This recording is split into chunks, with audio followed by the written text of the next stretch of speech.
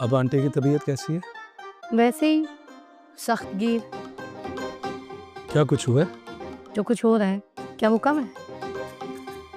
ये जो कुछ हो रहा है ये तो पिछले 15 साल से हो रहा है।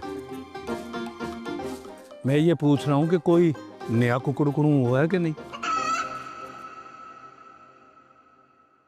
तुम्हें मजाक समझ रहा है? यहाँ एक पल मुश्किल हुआ है। वही तो मैं पूछ रहा हूँ कि ऐसा क्या हुआ है कि तुम बिल्कुल कुकड़ू लग रही हो। पता है तुम्हें, अब्बा जी ना, अब्बा जी सस्ते और गौरी की मंगनी की बात कर रहे हैं। ये तो बड़ी अच्छी बात है, घर में भी रौनक लगेगी, को खुशी होगी। मगर ये खुशियाँ मेरे पास नहीं आने वाली। ये देखो, अब तो मुझे कुकड़ू कर रही हो।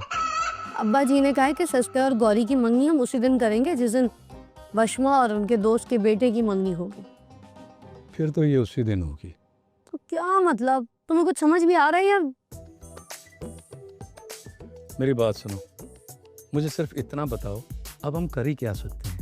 जिसने शादी करनी है उसने शादी से इनकार नहीं किया।